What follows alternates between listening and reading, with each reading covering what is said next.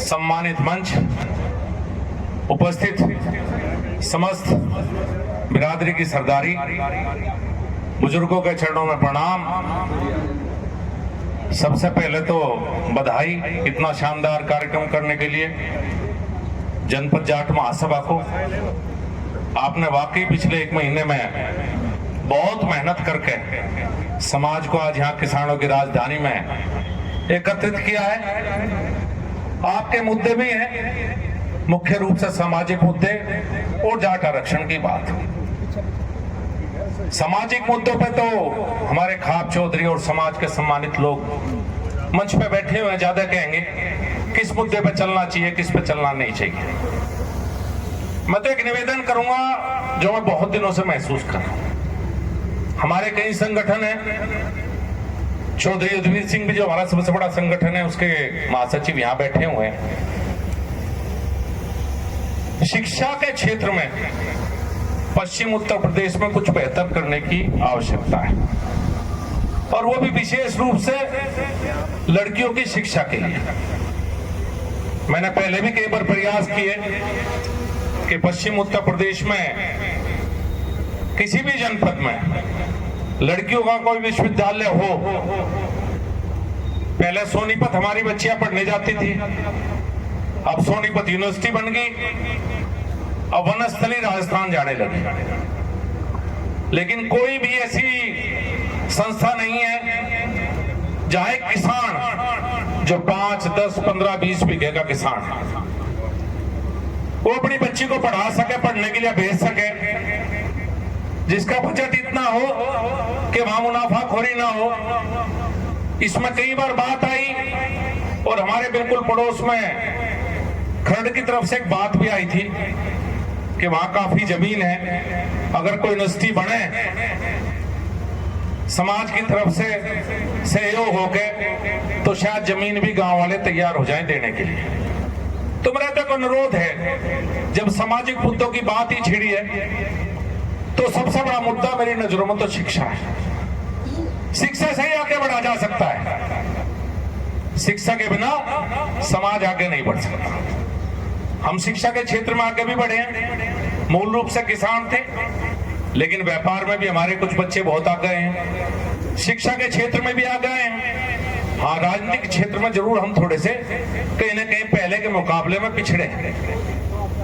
जो वजूद समाज का पहले था राजनीतिक क्षेत्र में, उसमें कहीं ना कहीं कमी आई, और कभी भी कोई एक समाज कभी राजनीतिक परिणाम नहीं दे सकता।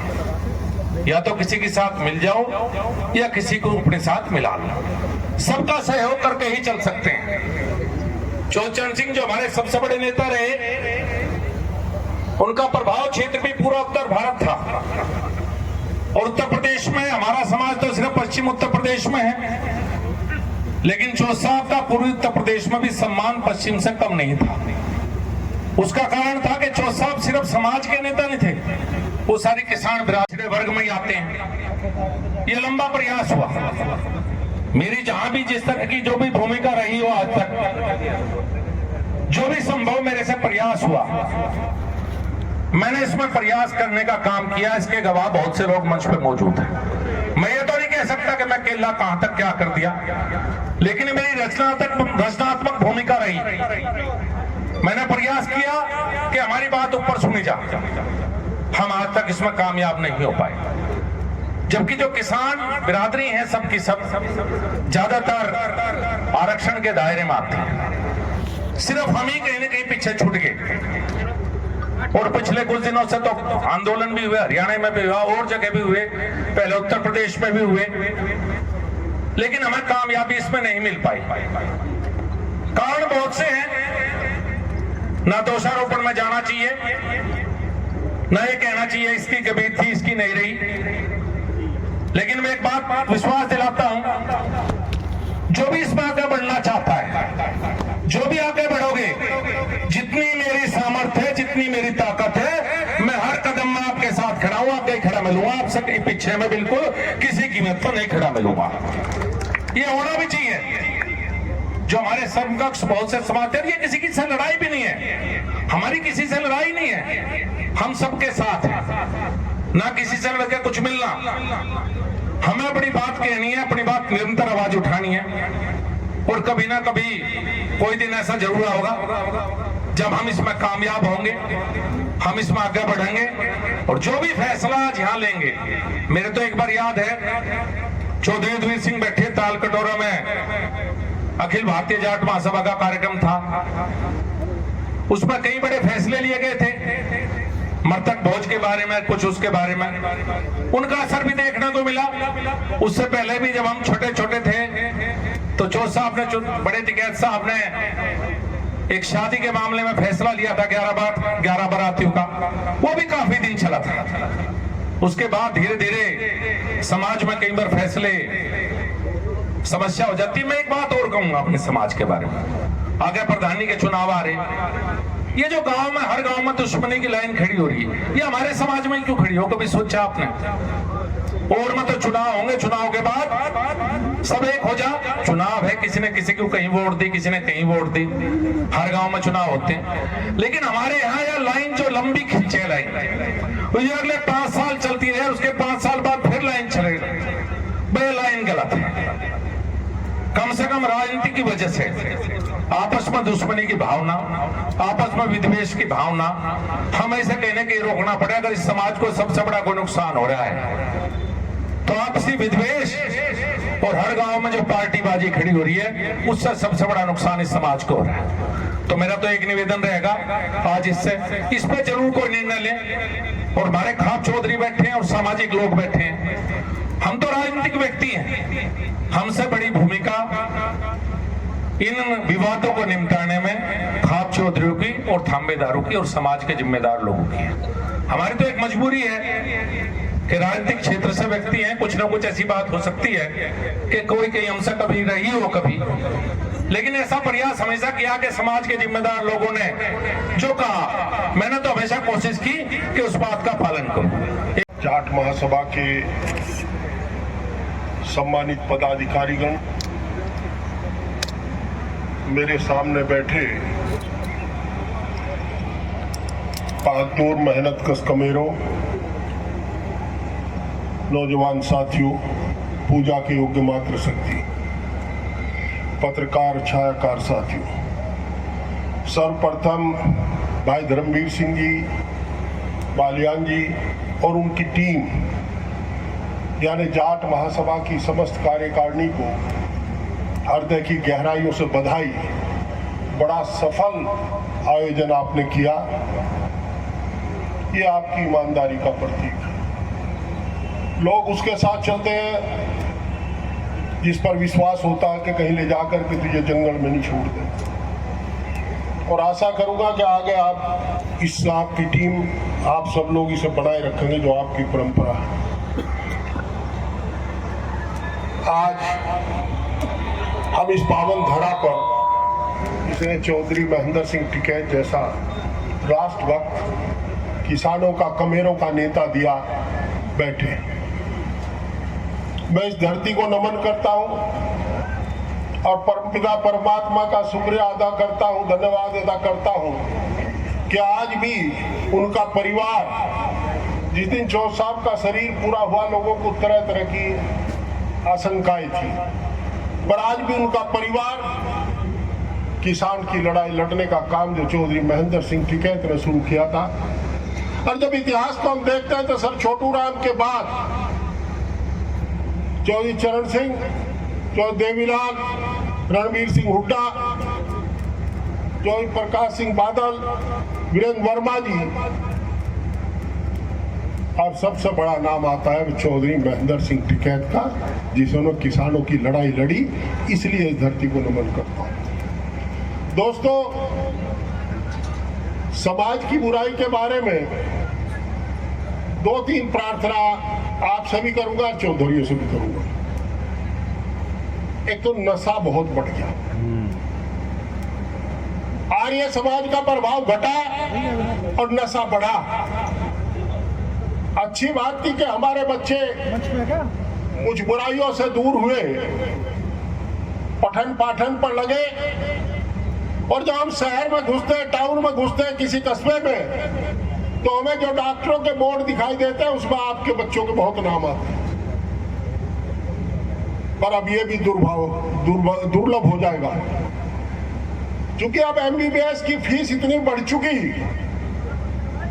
कि अगर आपका बच्चा, हमारा बच्चा मेहनत करके नहीं पढ़ेगा, गवर्नमेंट कॉलेज में एडमिशन नहीं लेगा, तो नीट क्वालिफाई करने के बाद भी उसको 1 करोड़ रुपए की फीस 5 साल में देनी पड़ेगी, जो आम किसान के बूते से बाहर की बात है। इसलिए मेरी प्रार्थना है कि बच्चों को और मन लगा करके पढ़ाओ, ताकि सरकारी स्कूल में दाखिले उनके हो सके। एक तो नशे को रोकने के लिए आप लोगों से अनुरोध है, समझाओ बुझाओ। पहले गांव में, मेरे गांव में भी 2-3 लोग शराब पिया करते थे। अब शाम को बस स्टैंड पर 300 लोगों की जमात लगती है और हर गांव में होम डिलीवरी हो रही, पौवे की होम डिलीवरी, और कंपटीशन है 70 का लेगा तो 80 का लेगा, ठेले में लेकर जाते हैं, घर घर जाते। सूखा नशा फैल गया। 2019 में गंगो के देहात में पता लगा था कि सूखा नशा गांव में है, पर अब मुजफ्फरनगर का कोई गांव ऐसा नहीं बचा जिसमें सूखा नशा नहीं बिक रहा। आखिर क्यों बिक रहा? हमें पता नहीं कौन नशा बेच रहा। हम लोगों को इसे रोकना पड़ेगा। दूसरा, आदरणीय चौधरी साहब, ये भी अनुरोध है मेरा, एक बड़ी परंपरा चल गई लड़कियों की छूट छुटाने। जो पहले ऐसा काम था, अगर किसी के यहाँ अचानक दुर्भाग्य से ऐसी घटना हो जाती तो शर्म के मारे जिक्र नहीं करेगा। और भाई अब बढ़गी ज्यादा है, इसे भी रोकने का काम करें। और जैसा पूर्व वक्ताओं ने कहा, इसमें आप ही सक्षम हैं। एक जाट आरक्षण का था, एक प्रदेश के बंटवारे का था, और फिर चाहे स्वर्गीय सीसरा मोला हो, चाहे स्वर्गीय चौधरी अजीत सिंह हो, भूपेंद्र हुड्डा हो, चौटाला परिवार, सब लोग मिलकर के लड़ाई लड़ते रहे और हम इनके निर्देशों का पालन करते रहे। जब मैं राज्यसभा में आ गया, युद्धवीर सिंह जी बार बार जोड़ते थे, और विजेंद्र अलीगढ़, मैं पंकज, चौधरी जयंत सिंह और दीपेंद्र हुड्डा, जयप्रकाश हिसार, सब साथियों को लेकर के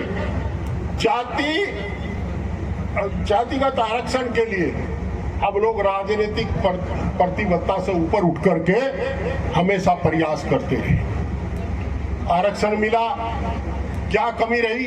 आज दोबारा आरक्षण लेने की जरूरत है। आरक्षण एक संरक्षण है। आपकी आर्थिक स्थिति इतनी अच्छी नहीं है, हमारा दुर्भाग्य है। जिसके यहाँ पक्का मकान है, जिसका थोड़ा सा बहुत है, हम उसे अमीर मान बैठते हैं। शहर के कॉर्नर पे जो पनवाड़ी की दुकान है, उससे कम हैसियत है हमारी, और हम मानते हैं कि हम अमीर हो गए। जोड़े हाथ करके निकलते हैं, सबको दफन करने की बात करते हैं। ये इसको आप स्वीकार करो, सच्चाई को। कितने लोग ऐसे हैं जिनका क्रेडिट कार्ड नहीं है? बताओ, हाथ उठा करके क्या है? 1, 2, 3, अरे सबके क्रेडिट कार्ड है भाई। और क्रेडिट कार्ड जमा करने का बहुत नहीं किसी का, बाहर दलाल बैठे रहे, उन्हें दे पैसे। सरकार किसी की रही हो, पर आपको दलालों के माध्यम से ही रिन्यूअल करना पड़ा। मैंने अब की बार लोकसभा में 2-3 बार कहा, हमने कहा पवित्र बाहर भी नहीं पड़ता। जब व्यापारी की लिमिट रिन्यूअल होती है, उसी तरह क्रेडिट कार्ड भी बिना पैसे जमा करो, रिन्यूअल हो जाए, तो कम से कम वो पैसे का तो बच जाएगा जो रिन्यूअल पर देना पड़ता है किसान। आप करें बंद। मेरा अनुरोध है, इसे क्रियान्वित करने का काम आप लोग करेंगे। जो साहब, आप रोज फैसले करें, और कभी कभी आपकी व्यवस्था भी जानते हैं कि लोग मानते नहीं, बस लड़ोरा फैसले की जरूरत नहीं पड़ने की। और बाद जब स्थिति आ जाए, दोनों पक्ष फैसले को तैयार हो जाए, पर बीच का पन्ना नहीं मानता, कोई लड़पड़ों का अम्मा हमारे में दे, 2 भाई एक को बगल में दे ले, 2 भाई एक को बगल में दे ले, चल थाने में। भाई साहब बंद कर दो काम, इसे बंद करो, और सीधा सीधा अपने समाज के, हमारी मत मानो, हम तो राजनीतिक लोग,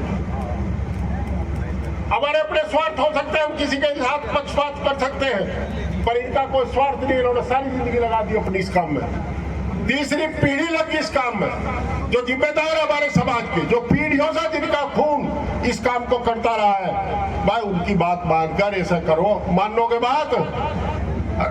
मान लोगे? बहुत बहुत धन्यवाद आपका और बहुत बहुत बधाई आयोजकों को और सिसोली की धरती को पुनः प्रणाम। बहुत बहुत धन्यवाद सांसद महोदय। ये आज